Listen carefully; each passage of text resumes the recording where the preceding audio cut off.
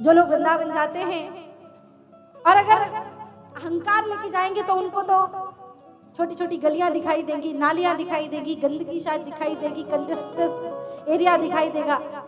पर आप भक्ति लेके जाओगे तो वहां के कण कण से राधे राधे राधे राधे कृष्ण कृष्ण की आवाज आएगी। एक एक रोम रोम में ठाकुर जी के दिव्य स्वरूप के दर्शन होंगे। और वास्तविकता में वृंदावन धाम है ही ऐसा, जितना भी उसके बारे में चर्चा की जाए कम है। नारद जी गए, मन बड़ा शांत हो गया, यमुना जी में स्नान किया और जैसे ही बाहर निकलने लगे तो क्या देखते हैं, एक स्त्री, उसके सामने दो वृद्ध पुरुष लेटे हैं। उनको देख करके जोर से प्रलाप कर रही हैं। हजारों सैकड़ों स्त्रियां उसे पंखा डाल रही, कोई उसे पानी दे रहा, कोई उसे पोंछ रहा है पसीना। नारद जी को लगा कि ये स्त्री इतनी दुखी क्यों है। पहले लगा उससे जाके पूछूं, फिर लगा कि कहीं ऐसा ना हो कि वो कह दे कि बाबा जी हमारा मन हमारी इच्छा, आप कौन होते बीच में टोकने वाले। तो नारद जी वहां से जाने लगे तो उस स्त्री ने नारद जी को रोक लिया। नारद जी रुकिए,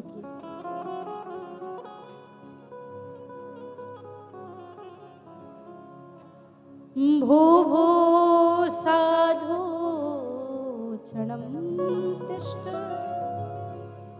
मच्चिन्तामपि नाशय दर्शनव तव लोकस्य सर्वथा गहनं परम्। हे साधु, क्षण भर रुकिए, मेरी चिंता का नाश कर। नारद जी के मन में एक भाव आया कि चलो, क्योंकि संतों का तो काम ही है दुखी व्यक्ति का दुख दूर करना। नारद जी प्रसन्न हो गए कि चलो इसने सामने से मुझसे बात कर ली, मैं पूछ लेता हूँ, देवी तुम कौन हो, इतनी दुखी क्यों हो। ये तो वृद्ध पुरुष जिनके लिए तुम प्रलाप कर रही हो, ये कौन है। ये सैकड़ों स्त्रियां जो तुम्हारी सेवा कर रही है, कौन है। नारद जी के सभी प्रश्नों का उत्तर देते हुए उस स्त्री ने कहा, महाराज अहम भक्ति रीति ख्याता इमो में तनयो मतो ज्ञान वैराग्य नामानो कालयोगी नजर जरा। मेरा नाम भक्ति है। ये जो वृद्ध पुरुष देख रहे हो, ये ज्ञान और वैराग्य मेरे पुत्र है।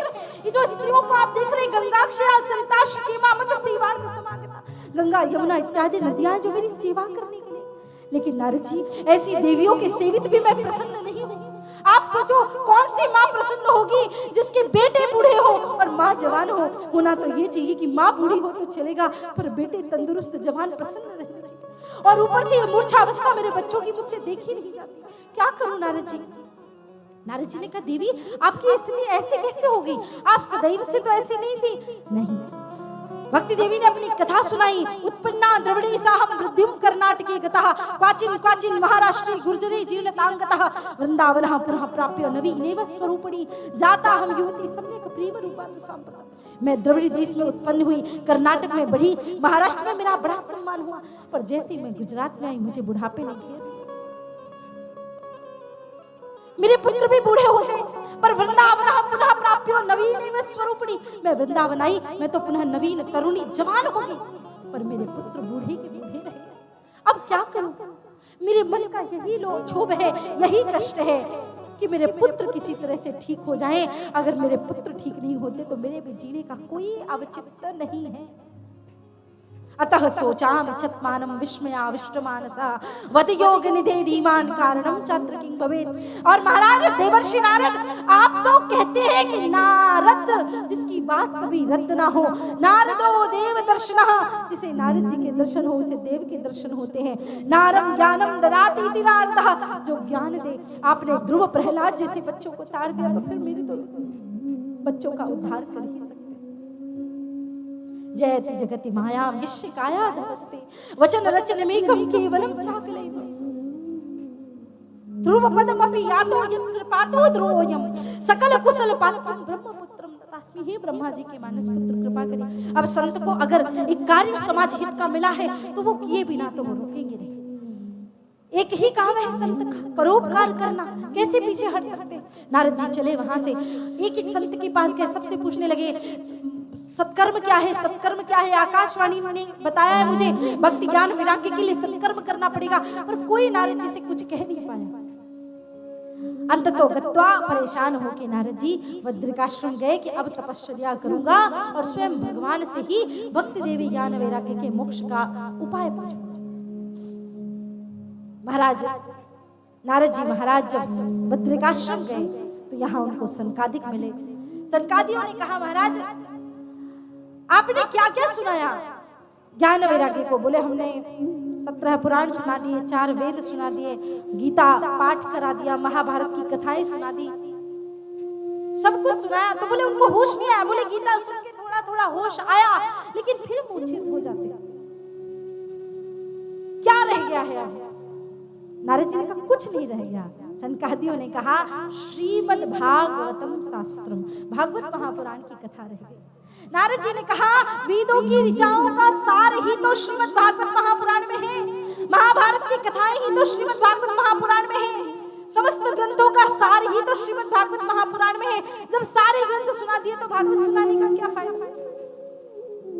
सनकादियों ने कहा जो गन्ना है उसी से शक्कर निकलती है, जो जड़ है उसी से फलों में रस जाता है, पर जो स्वाद फल में होता है वो रस में नहीं होता है।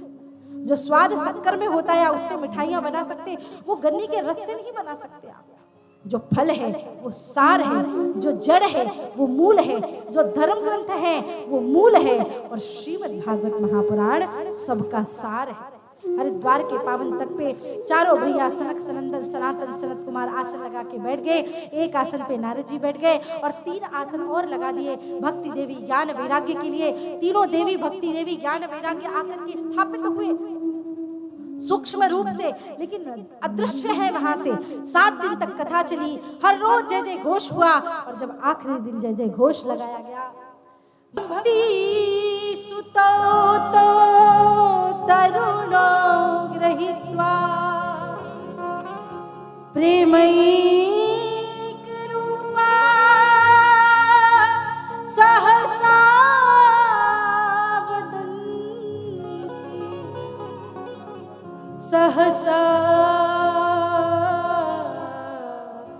वदन्ति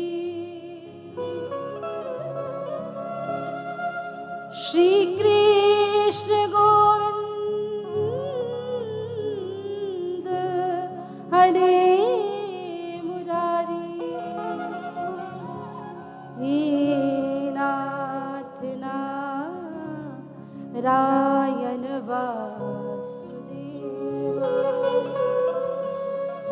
हे नाथ नारायण वासुदेव,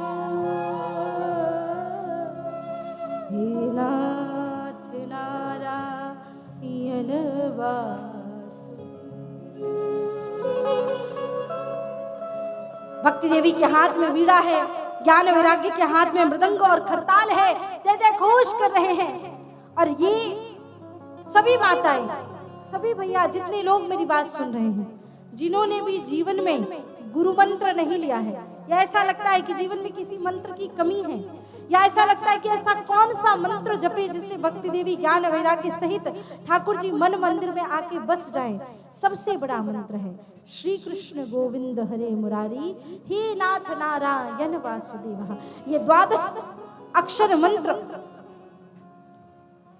ओम नमो भगवते वासुदेवाय, और ये जो भागवत का मूल संकीर्तन है श्री कृष्ण गोविंद हरे मुरारी, हे नाथ नारायण वासुदेवाय, ये भागवत महापुराण के दिए हुए मंत्र है दोनों। इन दोनों मंत्रों में से जो भी या तो ओम नमो भगवते वासुदेवाय 12 अक्षर मंत्र है, और ये संकीर्तन श्री कृष्ण गोविंद हरे मुरारी, हे नाथ नारायण वासुदेवा, दोनों संकीर्तन दोनों मंत्रों में से जो भी व्यक्ति को उचित लगे, अगर आप इसको नित्य प्रति जाप करते हैं तो ठाकुर जी का मिलना तय है।